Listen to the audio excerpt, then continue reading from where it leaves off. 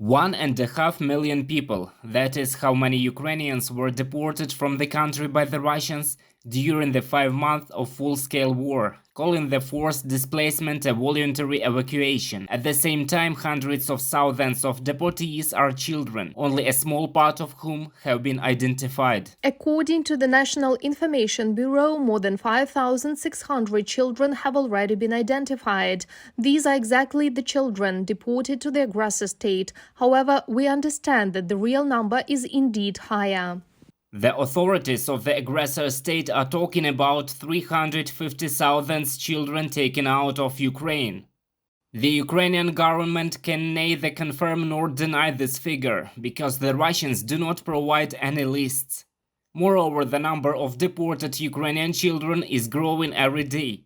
The first step to return them home is identification. From the side of Ukraine, we check, verify and supplement the list of children's personal data that we have already known. And then this list is transferred to international organizations such as the International Committee of the Red Cross to search where these children are, in the Russian Federation or in other territories, and to monitor the state of their stay. Most of the deported children were taken out of Ukraine along with adults. Some have lost their parents because of the war unleashed by Russia. But there are those who became orphans even before the start of a full-scale invasion. These children are in the greatest danger as Russia wants to give them up for adoption and change their citizenship. The illegal deportation of Ukrainian children to Russia is presented by the Russians as a noble act to save children. 108 Ukrainian children deprived of parental care were illegally deported to the territory of the Russian Federation from the Donetsk region alone. Children from 5 to 16 years old were accommodated to foster families with the citizens of the Russian Federation. Before the children were allocated to different regions of Russia, they were transported to Moscow to meet with so-called foster parents.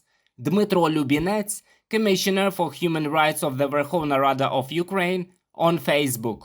In Russia, illegal adoption is not only recognized, but also presented as an achievement.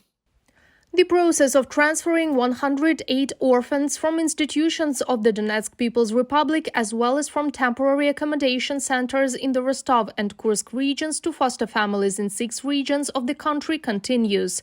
Children find families in the capital, Moscow, Tula, Kaluga, Voronezh regions and the Yamal-Nenets Autonomous Okrug. From the website of the Commissioner for Children's Rights under the President of the Russian Federation.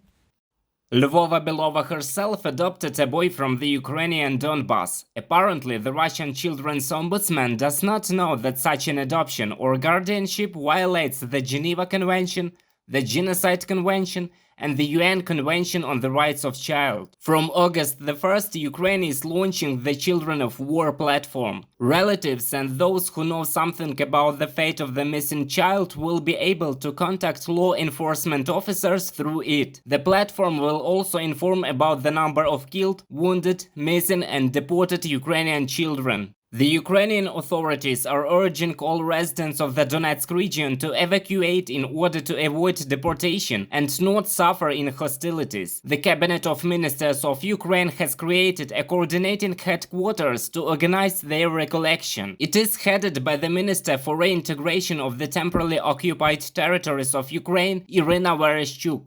The Donetsk region is now on the verge of a humanitarian catastrophe. Active hostilities continue, the infrastructure is destroyed. People are at risk not only of coming under fire. In the absence of heat, medicine and food, it will not be easy to survive in winter. The way out of this situation is evacuation. In order for it to pass smoothly and safely, it is necessary to coordinate the actions of the authorities, the military and volunteers.